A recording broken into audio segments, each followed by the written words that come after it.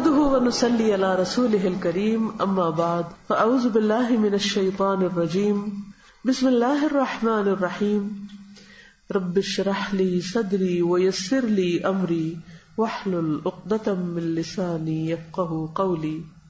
نیا سال محرم سے شروع ہوتا ہے اور محرم کا لفظی معنی کیا ہے؟ حرمت والا، حرام کیا گیا.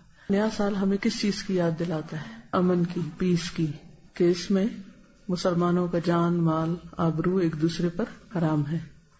لیکن کتنی حیرت کی بات ہے کہ اسی مہینے میں ہم سب سے زیادہ ایک دوسرے کی جان، مال، عزت، آبرو حلال کر لیتے ہیں. خصوصاً آپ دیکھیں کہ پاکستان میں کیا ہوتا ہے محرم آنے پر، ہر ایک خوف زدہ ہوتا ہے. کیوں؟ کیا سوچ کے خوف زدہ ہوتا ہے؟ ایک دوسرے پر سب و شتم ہوتا ہے. سب و شتم کیا ہوتا ہے؟ گالی گلوچ ہوتا ہے. حتیٰ کہ بعض اوقات اس میں صحابہ کرام کو بھی نہیں چھوڑا جاتا. عام مسلمانوں کی عزت و آبرو تو اپنی جگہ، لیکن فَلِلَّهِ الْعِزَّةُ وَلِرَسُولِهِ وَلِلْمُؤْمِنِينَ، اور مومنوں میں بھی جو نبی صلی اللہ علیہ وسلم کے ساتھی تھے ان کی عزت و آبرو ہم سے کہیں زیادہ محترم ہے. تو یہ بڑی دکھ اور تکلیف کی بات ہے کہ اس مہینے میں اور اسلامی سال کے آغاز میں جس چیز سے ہمیں سب سے زیادہ پرہیز کرنا چاہیے اور جس سے رکنا چاہیے ہم وہی کرنے لگتے ہیں. عزت و آبرو کے بعد جان، مال، املاک، وہ سب بھی آپ کے سامنے. اس کی کیا وجہ ہے؟ لوگوں کے پاس علم نہیں. بعض اوقات علم ہوتا ہے لیکن پھر کیا چیز ہوتی ہے کہ عمل نہیں ہوتا. علم اور عمل کے بیچ میں ایک اور چیز ہوتی ہے اور وہ تقویٰ، اللہ کا ڈر. جس علم کے ساتھ اللہ کا ڈر نہیں آتا، تقویٰ نہیں آتا، وہ علم عمل میں نہیں بدلتا. اسی لیے آپ دیکھیں کہ قرآن مجید کے شروع میں شرط لگا دی گئی. کیا؟ ذالک الکتاب لا ریب فیہ ھدی للمتقین. یہ کتاب متقین کو ہدایت دے گی، یعنی جس کے دل میں اللہ کا ڈر ہوگا اس کو ہدایت ملے گی اس کتاب سے. اور ہدایت کا معنی آپ کو معلوم ہے نا، کسی کو راہ دکھانا اور اس پر چلانا اور منزل تک پہنچانا. کتاب کھولنے سے راہ تو نظر آتی ہے لیکن اس پہ چلنا اور پھر منزل تک پہنچنا یہ صرف اس وقت ہوتا ہے جب انسان کے اندر کیا آتا ہے؟ تقویٰ، اللہ کا ڈر. اللہ کا ڈر ایسی چیز ہے کہ انسان چاہے سب لوگوں کے بیچ میں ہو، چاہے وہ تنہا ہو، دن میں ہو یا رات میں ہو، اندھیرے میں ہو یا روشنی میں ہو، کہیں بھی ہو، وہ حرام سے بچتا ہے، وہ غلط چیزوں سے بچتا ہے، وہ اللہ کی نافرمانی سے بچتا ہے. محرم سے پہلے کیا ہوتا ہے؟ ذوالحج. ذوالحج کس بات کی یاد دہانی کراتا ہے؟ آخرت کی اور قربانی کی. کس کی قربانی؟ ابراہیم علیہ السلام اور اسماعیل علیہ السلام کی قربانیوں کی یاد، ان کی اطاعت، فرما برداری اور اخلاص. اسی کی وجہ سے اللہ نے ان کو وہ گھر بنانے کی توفیق دی اور پھر لوگوں کو اس کی طرف مائل کیا اور لوگوں کے لیے خیر و بھلائی کا ذریعہ بنا دیا اس کو. قربانیوں کا یہ سلسلہ چلتا رہا. پھر یہ قربانیاں اور کس نے دی؟ مختلف انبیاء کے علاوہ خاص طور پر نبی صلی اللہ علیہ وسلم نے. نبی صلی اللہ علیہ وسلم نے کون کون سی قربانیاں کی تھی؟ گھر کی کیا کی تھی؟ ہجرت کب ہوئی تھی؟ نبوت کے 13ویں سال. مہینہ کون سا تھا؟ اسلامی کیلنڈر کا آغاز محرم سے کیوں ہوتا ہے؟ اس کی خاص وجہ کیا تھی؟ کیونکہ ہجرت ہوئی تھی. ہجرت سے ہی تو آغاز ہوا تھا اسلامی کیلنڈر کا. لیکن آپ نے دیکھا کہ شیطان نے ہمارا دھیان کس طرف کروا دیا. محرم کا لفظ آتے ہی ہمارا سارا خیال، سوچ اور پورے کا پورا ایک ماحول بدل جاتا ہے. کسی کو ہجرت یاد آتی؟ نہیں آتی نا.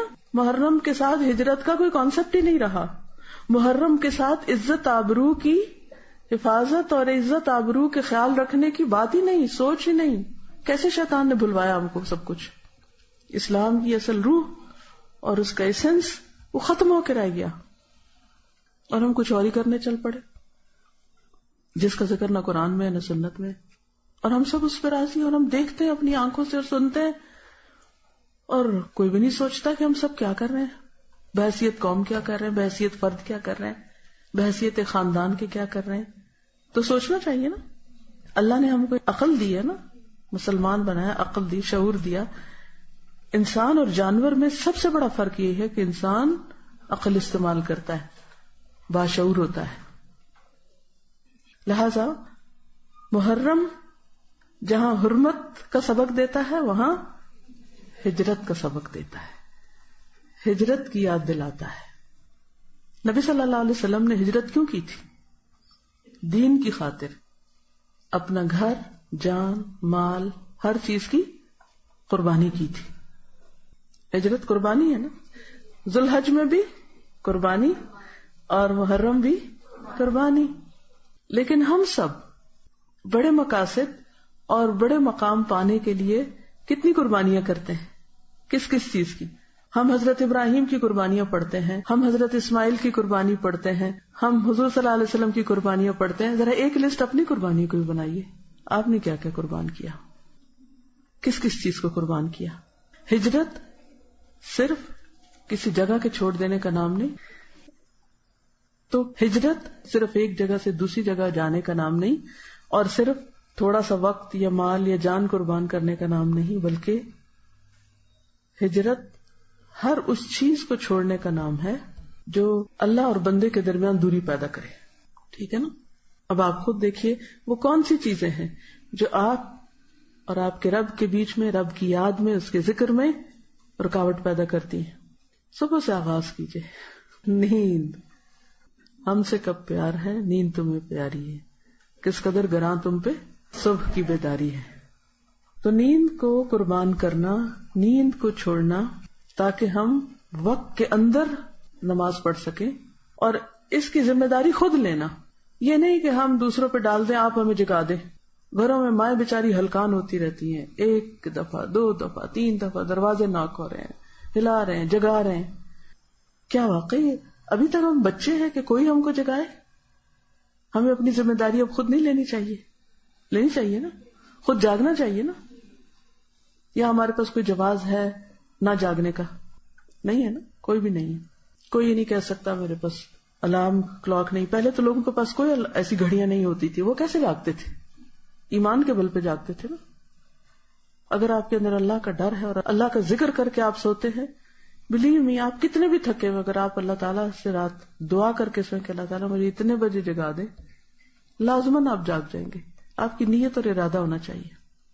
اگر آپ کی صبح کی نماز لیٹ ہوتی ہے یا قضا ہوتی ہے تو اس کا مطلب یہ ہے کہ آپ قربانی کرنا نہیں جانتے، اصل ہجرت نہیں کی ابھی تک آپ نے۔ تو ہمیں یہ دیکھنا ہے کہ کہاں کہاں ہمیں دین پر عمل کرنے میں مشکل پیش آ رہی ہے۔ اچھا، جب ہم مشکل کی بات کرتے ہیں نا، ہم ساری باہر کی مشکلات کا ذکر کرتے ہیں، ماحول ایسا ہے، معاشرہ بڑا خراب ہے، فلاں بڑا خراب ہے، ایسا ہو رہا ہے، ویسا ہو رہا ہے، دنیا بھر کی باتیں، اور جو مشکلات ہمارے اپنے اندر ہیں ان کو ہم بھول جاتے ہیں۔ کچھ ہمارے اپنے اندر رکاوٹیں، کچھ کمپلیکسز ہیں دین پر عمل کرنے سے جو ہم کو روکتے ہیں۔ مثلاً کسی شادی کے موقع پر باحیا لباس پہننے سے کیا چیز روکتی ہے ہمیں؟ اندر کا کمپلیکس نا، کیا کہ لوگ کیا کہیں گے، ہم کو یہ اچھا نہیں سمجھے گا، ہم اس کی نظر میں نہیں جچیں گے، یہ ہمیں بیکورڈ سمجھیں گے، وہ برا بھلا کہے گا۔ تو یہ لوگ تو باتیں کرتے رہتے ہیں، لوگوں کی باتیں تو باتیں ہی ہوتی ہیں۔ اصل بات یہ ہے کہ ہم کہاں کھڑے ہیں، ہم نے کیا فیصلہ کیا، ہم نے کیا ڈیسائیڈ کیا ہے۔ آخر کیا وجہ ہوتی ہے کہ کچھ لوگ ایک چیز سنتے ہیں اور اس کے حسن حصے پر عمل کرتے ہیں اور اس میں وہ استقامت اختیار کرتے ہیں، پکے رہتے ہیں، دنیا ادھر کی ادھر ہو جائے وہ کہتے ہیں میں نے تو اپنے رب کو ہی راضی کرنا ہے۔ اور کچھ لوگ ہر ہوا کے جھونکے کے ساتھ ادھر کو گر پڑتے ہیں، سوکھے پتے کی طرح اڑتے رہتے ہیں، کوئی ان کی منزل ٹھکانا نہیں ہوتا۔ تو ہمیں اپنے آپ کو دیکھنا ہے کہ ہم کہاں کھڑے ہیں۔ بعض اوقات ہمیں شیطان دھوکہ دیتا ہے، تم نے تو اب حجاب بھی کر لیا ہے اور تم تو اب نماز بھی 5 وقت پڑھنے لگ گئی ہو، اب تو تم بڑی نیک ہو گئی ہو۔ کسی کا قول ہے کہ بعض لوگ گناہ کر کے جنت میں داخل ہوں گے اور بعض نیکی کر کے جہنم میں۔ بظاہر دیکھنے میں تو بڑی الٹی سی بات لگتی ہے نا۔ عام قاعدہ کیا ہے کہ جو نیکی کرے گا وہ جنت میں جائے گا اور جو برا کرے گا وہ جہنم میں جائے گا۔ لیکن کسی نے کہا کہ نہیں، بعض نیکی کرنے والے جہنم میں جائیں گے اور بدی کرنے والے جنت میں۔ کیسے؟ اس کی وضاحت ابن القیم الجوزیہ نے کی ہے۔ وہ کہتے ہیں کہ بعض انسان ایسے ہوتے ہیں باشعور کہ اگر ان سے کوئی غلط کام ہو جائے، کوئی کوتاہی ہو جائے، کوئی برائی ہو جائے، وہ اتنے پشیمان ہوتے ہیں، اتنے نادم ہوتے ہیں، ان کو بار بار اپنے گناہ کا احساس ہوتا ہے اور وہ توبہ ہی کرتے رہتے ہیں۔ ان کی یہ توبہ ان کو جنت میں لے جاتی ہے، کیونکہ ان اللہ یحب التوابین، اللہ توبہ کرنے والوں سے محبت کرتا ہے۔ اور تواب فعال کے وزن پر کیا ہے؟ بہت زیادہ توبہ کرنے والے، کہ جو روتے ہیں کہ یا اللہ ہم سے غلطی ہو گئی، اور اس کے لیے پہلی شرط کیا کہ انسان مان جائے کہ مجھ سے غلطی ہوئی. اور یہ ماننا ہی بڑا مشکل کام ہے کہ کوئی کہے کہ ہاں مجھ سے غلطی ہوئی. اکثر آپ نے دیکھو کہ لوگ مانتے ہی نہیں، جھوٹ بول جاتے ہیں یا دوسروں پہ ڈال دیتے ہیں یا تعویل کر لیتے ہیں، غلطی نہیں مانتے. تو توبہ کیسے ہوگی اگر غلطی مانی ہی نہیں؟ یہ بھی کمپلیکس ہے نا اندر کا. اگر انسان فیصلہ کر لے کہ ہاں میں کمزور انسان ہوں، میں کون سا فرشتہ ہوں، مجھ سے تو غلطی ہوگی، ہر ایک سے ہوتی ہے، مجھ سے بھی ہوگی. تو لا الہ الا انت سبحانک، پاک تو صرف تو ہے، انی کنت من الظالمین، میں تو ہوئی خطا کار. تو پھر کیا ہوتا ہے؟ ایسا شخص اپنی ندامت کی وجہ سے، شرمندگی کی وجہ سے، غلطیوں پر رونے کی وجہ سے جنت میں پہنچ جاتا ہے. اچھا، اس کے برعکس دوسرا شخص جس کو اللہ کی توفیق سے کوئی نیکی کا موقع ملا، تو پھر اس نے کیا کیا؟ بڑا خوش فہمی میں مبتلا ہو گیا، میں تو اتنا نیک ہوں، حج کر کے آیا ہوں. یہ ان سب نے تو حج نہیں کیا. واہ کیا ہے، کیا شان ہے، میں نے حج کیا، میں نے صدقہ کیا، میں نے یہ کیا، میں نے وہ کیا، اور وہ اس خوش فہمی میں اپنے اندر بھرا رہے کہ میں بڑا نیک ہوں، اب تو میرے سارے گناہ معاف ہو گئے، اب تو کیا فکر کی بات ہے. یا میں نے کوئی بھی، جیسے روزہ، میں تو روزہ رکھتا ہوں، یہ سارے تو روزہ بھی نہیں رکھتے. انسان دوسروں کو حقیر سمجھنے لگے اور اپنے آپ کو بڑا نیک سمجھنے لگے. کسی کو نماز پڑھتا دیکھے تو کہا اس کی کیا نماز ہے، اس کو تو نماز ہی نہیں پڑھنی ہے، تو میں دیکھو کیسے خشوع خضوع سے پڑھتا ہوں. یہ کتنی بڑی مصیبت ہے کہ جب کسی کو نیکی کی توفیق ہو جاتی ہے تو عموماً شیطان کہاں سے آ کے گرتا ہے؟ کہاں سے گرتا ہے؟ خوش فہمی میں مبتلا کر دیتا ہے، تم بڑے نیک ہو گئے ہو. وہ بار بار خیال ڈالتا ہے کہ تم بڑے اچھے ہو، اور باقی سب. اور چلو اگر یہ نہ بھی خیال ڈالے، یہ خیال ڈالنا ضرور شروع کر دیتا ہے کہ باقی سارے بڑے خراب ہیں. لوگوں کو انسان حقیر سمجھنے لگتا ہے، اور یہاں سے تکبر آ جاتا ہے. اور جس کے دل میں رائی کے دانے برابر تکبر ہو، جنت میں نہیں جائے گا. کتنی خطرناک بات ہے. پھر کیا کرنا چاہیے؟ ہمیشہ اپنی غلطیوں پہ نظر رہے اور دوسروں کی اچھائیوں پہ نظر رہے کہ اس کے اندر یہ کتنی اچھی خوبی ہے. اگر ہم ہر ایک کے ساتھ ایسے ہی معاملہ کریں گے نا کہ اس کی اچھائیاں دیکھیں گے، یقین کرے ایک تو اپنا دل بڑا ٹھنڈا رہے گا، جس کو آپ دیکھیں گے خوش ہو جائیں گے. میں یہ ایک پریکٹس اکثر کرتی ہوں کہ جب کوئی بندہ مجھے نظر آتا ہے، میں اس کی کوئی اچھائی یاد کرتی ہوں، تو اس کو دیکھتے ہی، اس کا نام سنتے ہی، اس کا خیال آتے ہی میرا دل خوش ہو جاتا ہے. یہ شخص بہت اچھا ہے، یہ بھی اچھا ہے، یہ بھی اچھا ہے، یہ بھی اچھا ہے. اچھا، اس سے کیا ہوتا ہے؟ میں خوش رہتی ہوں. لیکن جب شیطان یہ خیال ڈالنے لگتا ہے نا بدگمانی، یہ اس نے یہ خرابی کی ہوئی ہے، اور اس نے وہ غلطی کی ہوئی ہے، اور اس نے یہ کیا ہوا ہے، تو ان کو تو غریبوں کو پتہ ہی نہیں ہوگا. تو اپنے اندر ایک کیا ہوتا ہے، جلن کڑن پریشانی لگی رہتی ہے، اور انسان کبھی بھی خوش مزاج نہیں ہو سکتا. یاد رکھیے کہ جب ہم دوسروں کی اچھائیوں پہ نظر رکھتے ہیں تو پھر اس وقت ہمیں کیا ہوتا ہے، اپنی غلطیاں بہت نظر آتی ہیں. اور جب اپنی غلطیاں نظر آتی ہیں تو پھر پشیمانی اور ندامت ہوتی. جب پشیمانی ندامت ہوتی ہے تو استغفار کثرت سے ہوتی، خود ہی ہونے لگتی. بعض اوقات ہم ایک عمل عرصے تک کرتے رہتے ہیں اور پھر بھول جاتے ہیں. اسی لیے جو کامیابی کی 4 خصوصیات بتائی گئی نا، ان میں وتواصوا بالحق وتواصوا بالصبر. ہم سب بھولنے والے، ہم سب کو یاد دہانی چاہیے تھی. کوئی عالم ہو، جاہل ہو، بڑا ہو، چھوٹا ہو، مرد ہو، عورت ہو، جوان ہو، بوڑھا ہو، سب کو یاد دہانی چاہیے. ہر ایک کو چاہیے، مجھے چاہیے، آپ کو چاہیے. تو اس لیے بہت ضروری ہے کہ ہم علم کی مجلسوں کے ساتھ ہر قیمت پہ جڑے رہیں، یا سیکھنے والے بن جائیں یا سکھانے والے بن جائیں. یہ نہیں کہ یہ سال آپ نے قرآن کے ساتھ گزارا ہے اور اس کے بعد آپ سب کچھ بند کر کے سب بھلا دیں، یہ نہ ہو. تو ہم سب کو محرم میں کیا کرنا ہے؟ ہجرت کرنی ہے. ٹھیک ہے؟ کس چیز سے؟ نفس کی پرستش سے نکل کر اللہ کی اطاعت کی طرف ہجرت، جھوٹ سے سچ کی طرف، تکبر سے عاجزی کی طرف، شکوے سے شکر کی طرف، سستی سے چستی کی طرف، مایوسی سے امید کی طرف، غیبت سے نصیحت کی طرف. کسی کے اندر خامی دیکھے تو اس کو نصیحت کر دیں، اس کو بتا دیں کہ ایسا نہ کیا کرو.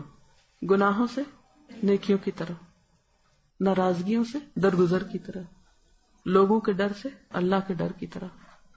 تو ہم اپنے اس سال کے گول اور ٹارگٹ مقرر کر لیتے ہیں کہ میں کیا کروں گی، اپنے وقت کا صحیح استعمال کروں گی. بچوں کو بٹھا کر صحابہ کرام کی اچھی باتیں اور اچھی چیزیں، سب سے پہلے تو یہ سبق سکھائیں کہ محرم کا مطلب کیا ہے، اور پھر ہمیں کس طرح دوسروں کی عزت احترام کرنا چاہیے، اور اللہ، رسول اور مومنین کی عزت کیا ہے، اور جن سے اللہ راضی ہو گیا ان کے بارے میں ہمیں کیا کرنا چاہیے. آپ دیکھیے، یہ جو حرمت ہوتی ہے نا کسی کی عزت، یہ ایسی چیز ہے کہ اگر ایک کی ٹوٹے نا تو لڑی ٹوٹ جاتی ہے، اب سب کی ٹوٹنے لگتی ہے. اگر صحابہ کرام کی عزت نہ کی ہم نے، کسی اور کی کوئی کرے گا، ماں باپ کی کوئی کرے گا، بہن بھائیوں کی کرے گا، استادوں کی کرے گا، بزرگوں کی کرے گا، بوڑھوں کی، کسی کی بھی پھر نہیں رہتی. ٹھیک ہے نا؟ تو اللہ تعالیٰ نے اسی لیے سارے مومنوں کی عزت جان مال ایک دوسرے پہ حرام کر دی کہ تمہارے پاس حق نہیں کہ کسی کے ساتھ ایسا سلوک کرو. تو انشاءاللہ اللہ سبحانہ وتعالی ہماری مدد کرے گا اگر ہم نے اللہ کے دین کی مدد کی. ان تنصروا اللہ ینصرکم ویثبت اقدامکم. اگر اللہ کو ہماری یہ ہجرت پسند آ گئی تو کیا ہوگا؟ رحمتوں کے دروازے کھل جائیں گے اور نیکیوں کی طرف اور رستے آسان ہو جائیں گے انشاءاللہ. اجازت. السلام علیکم ورحمۃ اللہ وبرکاتہ.